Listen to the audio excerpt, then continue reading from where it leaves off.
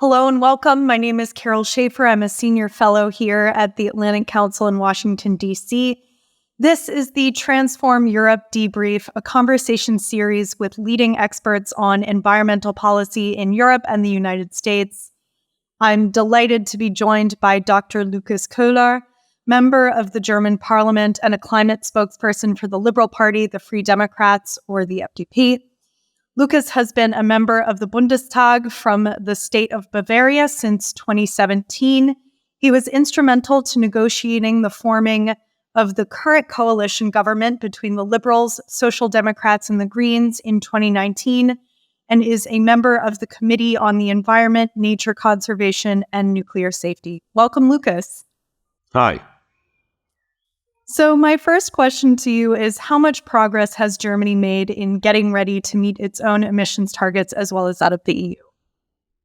So within the German agreement or within the German goals for climate change, we are within reach of that. So we've seen the last, in March, we've seen the last reports on the projections towards the 2030 goals. Those are in the national within range of the national goals. It has a lot to do with climate policies we've put in place, but also with the upcoming recession, with the lack of use of energy in the last months or in the last year, and reduced industrial production. Whereas in the sector and the German targets now are shaped in a way that they conclude all emissions, so from industry, electricity, transportation, as well as the farming sector and heating. But within the European goals, we are not yet on track, but have improved majorly upon the targets of the last years. And so according to a recently released report from the Potsdam Institute for Climate Impact Research, climate change cost estimates by 2049 will be close to 40 trillion per year for countries such as Germany and the US, and double that by 2100. Just for some perspective, 40 trillion per year is more than double the current GDP of the entire EU. So either energy consumers pay that now to stem or later to stem the effects of climate change. How well do you think that this reality is communicated to the German voter?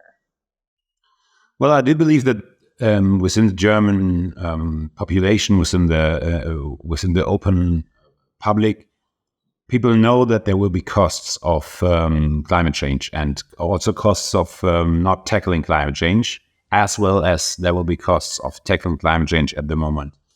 And I don't think that the specific numbers are present in the minds of the most voters in Germany or most people in Germany.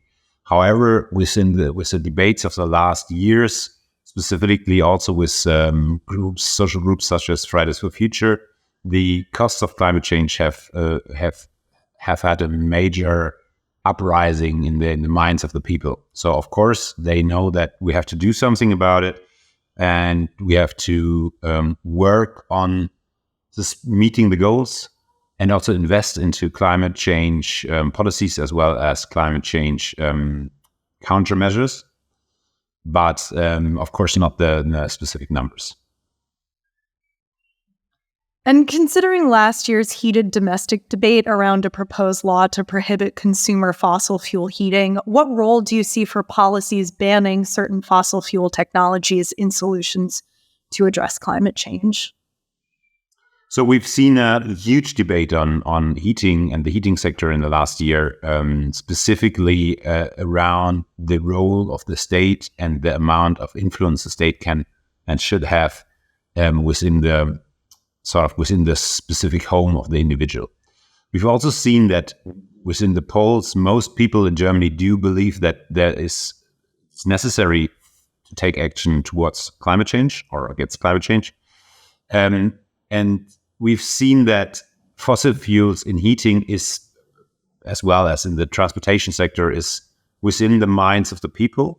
But the very moment people have the feeling or the perception that the state wants to implement the rules by taking away some of the freedoms that people have in choosing their own specific way of life or way of heating, then the debate gets very, very heated very, very quickly. And therefore, we have on the other hand an instrument in the European climate sort of policies, and this is the so-called emissions trading system. It puts a price on CO2 emissions, and we've seen pricing on CO2 emissions both in the electricity and industry sector, as well as now within Germany in heating and transportation.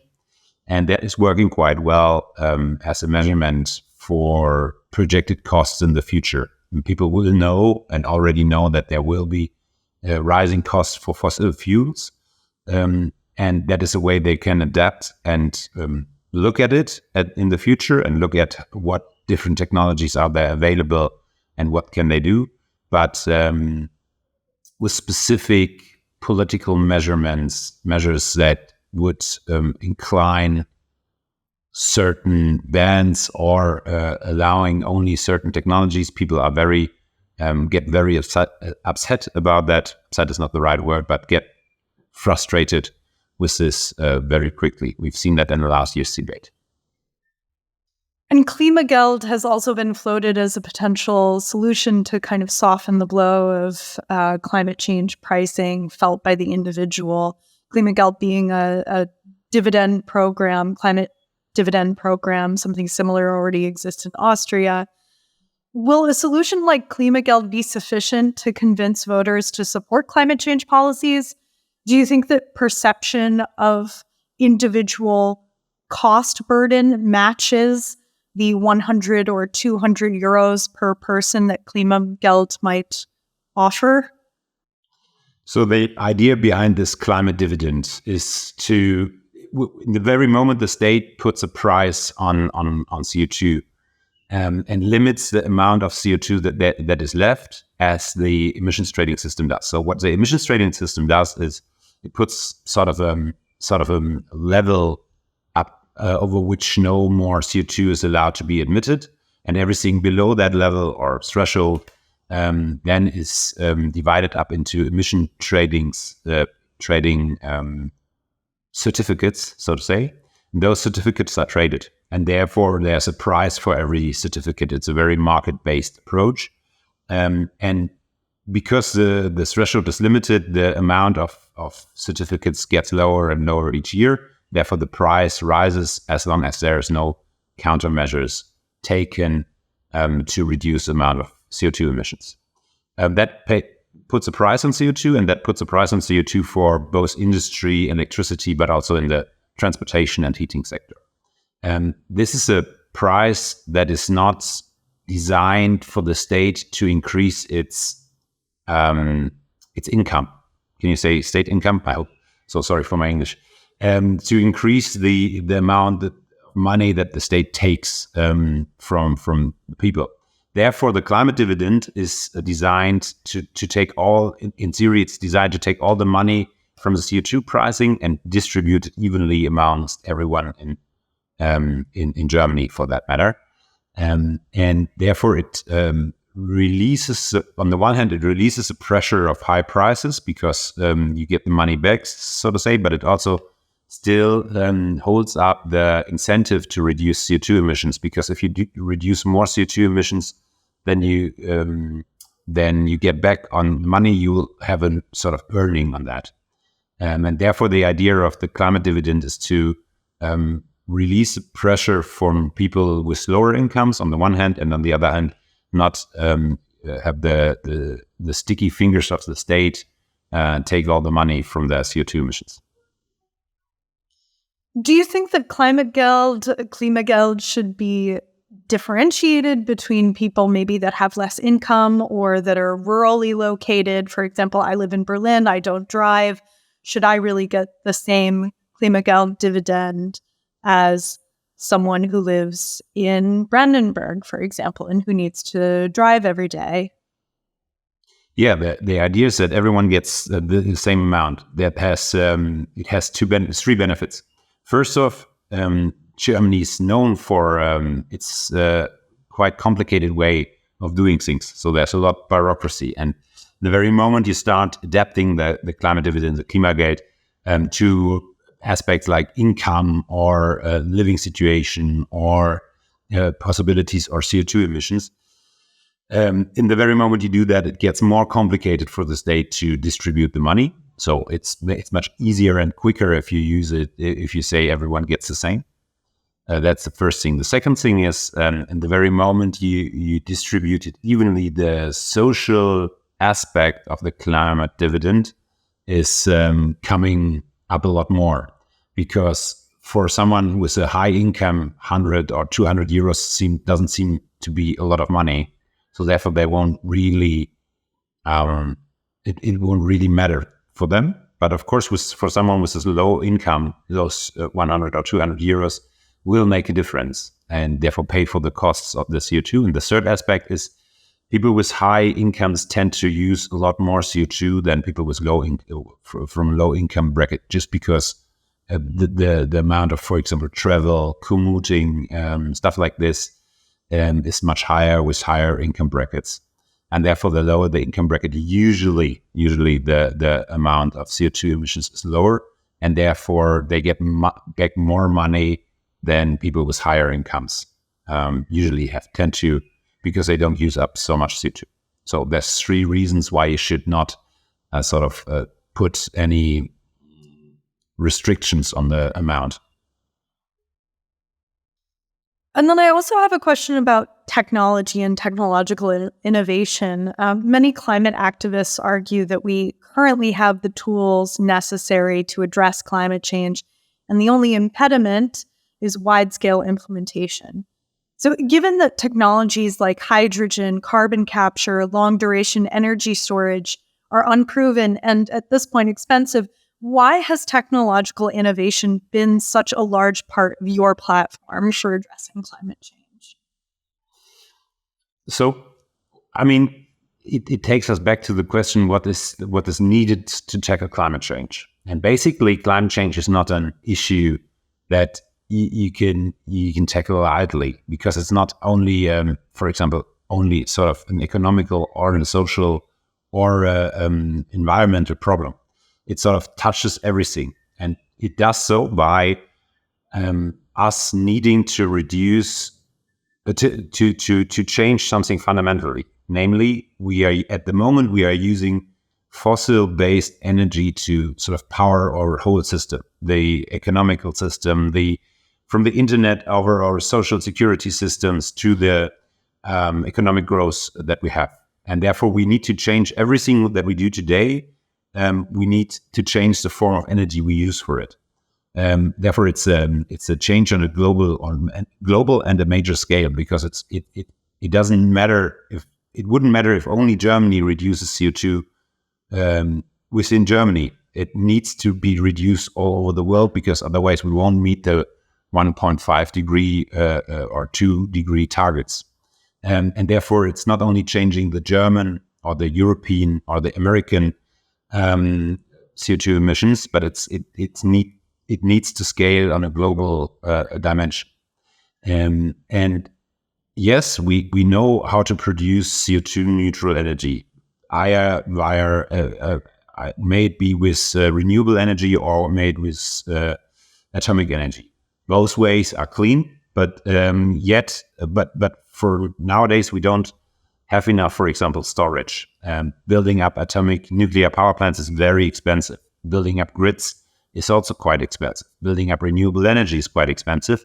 And with building those renewables, we have different other problems, like we don't have enough storage capacities. We don't have enough electrolyzers to transform electricity and water into hydrogen, which we then would need to use for other sort of highly energy intensive stuff. So we do believe that climate change also presents a big chance, because it poses a requirement for us to sort of renew all current processes and all factories. For example, in Germany, we have a lot of steel mills, It's great. It's good jobs. It's very high qualitative steel. It's really well established companies that do that. But they need to change the way they produce steel at the moment, and they are having a huge innovative boost. Can you say innovative boost? To change from the use of coal to the use of hydrogen. And that is a great news because we have a lot of research put into these systems. And so, yes, we know all about most of the technologies, and we have most of the technologies that are needed. But one answer to the question is that, yes, we know what different technologies we need, but maybe there are better solutions for the same problems that we have today, and there will be new technologies that we can use. And the second one is we know about the technologies, but we have not scaled them up on a large base. So we know that we need to use carbon capture and storage to meet the IPCC targets. There's no world where we will meet our climate goals without carbon capture and storage. But yet, carbon capture and storage is quite expensive, and it's not scaled up in a way that we can store or take CO2 from the atmosphere for a cheap price. And therefore, we need innovation, technological scale up, in order to get better in this stuff.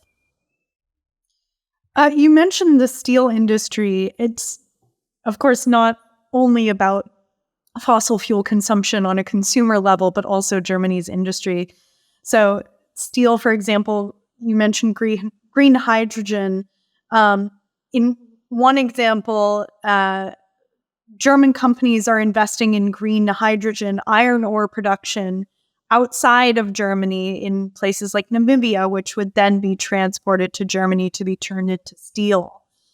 Is Germany looking to expand its partnership in terms of meeting green industry goals? And does Germany need to rethink how it has organized manufacturing supply chains to decarbonize its industrial sector? What would that look like? So the very short answer is yes. We need to increase our partnerships within the world. And I do think that there is a big chance in that. We have been very keen on and very good in coming up with new partnerships and new countries that we want to work with. And also the very energy hungry industry in Germany, which is running really well at the moment. The energy hungry industry will need hydrogen, for example, from new places. And hydrogen can be produced in a lot more countries than we can get oil from at the moment. So oil is limited to very few places in the world, whereas a lot of wind or a lot of solar energy can be found in a huge number of places, and therefore climate change and its protection is not only, for us at least, it's not only about getting rid of CO2, but it's also sort of increasing the resilience of our supply chains. That's one reason. And the other reason, if you look at a geopolitical aspect, we've seen with COVID, and we've also seen with the Houthi attacks on the Strait of Hormuz, that nowadays supply chains need to be diversified in order to keep industries running. And we've seen the different problems with China, for example. So therefore, we are investing heavily in Germany at the moment. We are investing in diversifying the supply chains as well as the countries where we get our resources from. And I do think that's a good idea. It's also a good idea for the future. And therefore, a lot of new partnerships are arising at the moment. So we have a new free trade agreement with Chile, for example, South Korea, New Zealand, and stuff like this. We're working on those agreements, but also on bilateral partnerships when it comes, for example, to energy or hydrogen intake. You mentioned other countries having the capacity to meet wind and solar needs. Ukraine in particular has also been making a pitch to Europe as a potential green energy center. This is also a bid to maintain engagement and support in its war against Russia. How realistic is this plan, and is it a convincing case on its own to continue support? I'm very sure that after the Ukraine has won the war, it's a large opportunity. The Ukraine is it's a great country, but it's also a big country, and it has a lot of energy potential, both with wind and solar, but also with the amount of biogas. Methane, biomethane in the production of their grain production, because they produce a lot of wheat and grains. And with the residue that comes from that, you can produce a lot of biomethane. And they have the big lines, the big gas lines. No, it's not the transportation means for that already. And we've started to discuss that with the Ukraine. For Germany needs a lot of biogas, which is a good news for us. And Ukraine can provide a lot of that already now at the moment, but more so when the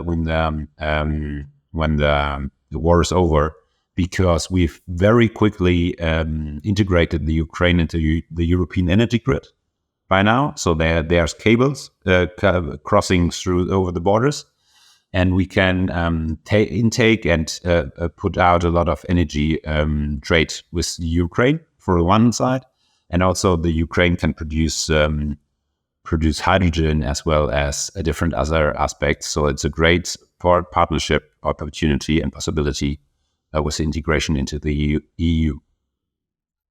And just to go back to domestic politics a little bit, the last year saw a steep rise in polling for the Alternative for Deutschland, AfD, the far-right party. Do you think that this is partly a symptom of a crisis of acceptance around climate change policies, especially in light of the farmers' protests that were in Berlin and elsewhere in Germany?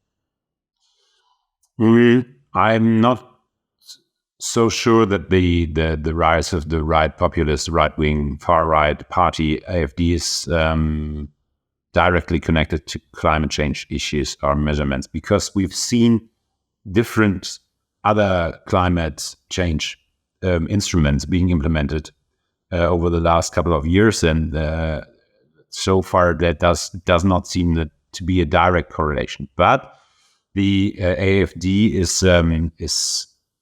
has a very different position on climate change than any other party in Germany, because they deny there is any climate change. So they don't deny that there is climate change, but they deny the human-made aspects or the human-made responsibilities for climate change.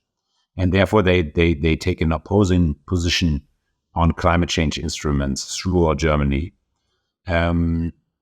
I do believe that there's different other reasons for the rise of the AfD. But we've also seen now that there's a lot of possibility for the decline of them. So they have deep connections to Russia and China. So in the last weeks, there came up a lot of espionage cases within their party. And so far, it seems a lot of their rhetorics also around climate change is driven by Russian propaganda.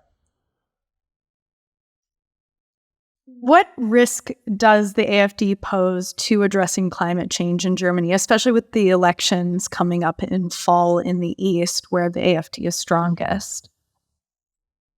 So, of course, climate change is not only an issue that has been dealt with on the European or the national level, but it's also has to be something that is dealt with within the state and also the communal level. And if the AfD would come into government at any given state in the east of Germany, of course that would pose a threat to different aspects of climate change, because they would possibly, you never know, but they would possibly try to turn back some of the measurements taken for climate change. However, a lot of rules are made on the national level, and therefore it's quite difficult for states to counter that. And so far, there's no coalitions that could form around the right-wing party. So they are basically very alone when it comes to building a government, also on the state level. On the state level. So, for example, in Thüringen or Saxonia, they don't have a majority yet, and they would need a complete majority, not a coalition one, to form a government. So I do think that the risk is quite contained.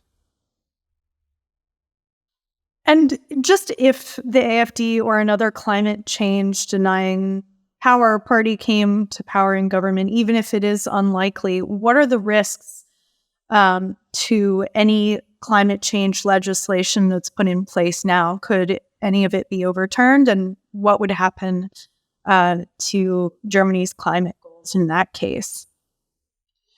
So, as I said before, most of the climate change policies are either European or national level. So assuming on the state level a right populist or a climate denial party would come into place, the biggest thing, so to say, that they could do is hinder infrastructure projects such as energy lines being built or renewables being built. However, even that is quite difficult. So with the state alone, most of the measurements and rules can't be changed. Even on a German level, it's quite difficult to change the rules, because the biggest rules, the European emissions trading system, are set up on the European level, and that can't be changed quickly or easily. So the threats are not that big at the moment. And just to go back to international briefly, the Inflation Reduction Act rankled a lot of people in the EU when it was announced about 2 years ago. And I was just wondering, what is the attitude now towards the Inflation Reduction Act 2 years on? So by now we've seen a lot of we've seen some impact on the Inflation Reduction Act, and we've seen stuff that works well, stuff that doesn't work that well, and things that go bad. And we've also seen the amount of money necessary for such an act. And with Europe, we have the Green Deal, and within this Green Deal, we have some similar systems, and some systems are coming up now with the so-called Net Zero Industry Act that sees some measurements of the Inflation Reduction Act. So a lot of companies see that it has been a boost for American economic growth, and it has reduced a lot of bureaucracies, a lot of rules that were put in place against technological growth. However, the subsidies or the tax exemptions and stuff like this seem to have an effect at the moment, but doesn't seem to be sustainable in the long future, because at the moment they are just built on new debts, and that seems, at least from a German and specifically from a Liberal Party, to be quite difficult to hold up for a long time. However, we do have subsidies in Germany as well, also for example, the before mentioned steel mills, as well as for energy systems. Great. And just to finally close out our conversation, I'd like to ask, what are 3 resources that inform how you think about climate change policy? And that can be accounts or people to follow, books to read, things to get inspired by, anything you'd like to share. Well, for the German debate, majorly influential, of course, is Ottmar Edenhofer. He is one of the top leading researchers within the field. And with him, the whole team of the PIC, the Potsdam Institute for Climate Change, which is providing a lot of information. You do have if you want to take it more deep dive into climate change topics, it's Oliver Gieden, which is a researcher now within the how you say, the World Climate Council, Weltklimarat, I think it's the right World Climate Council. I'm sorry, I'm lacking the English word now. Sorry for that. Very interesting on that. And if you are based in Germany, and there are a couple of very good newsletters. First and foremost, the oldest one is Tagesspiegel Background on climate and energy. The second one is, but it's all German. So the second one is also the Table Media. Very good on that end. There's also a lot on specific news, of course, going on from the parliament and the NGOs around that. Great. Well, thank you so much for joining us. This was a great conversation. Yes, it was a lot of fun. Great. Thank you, Lukas.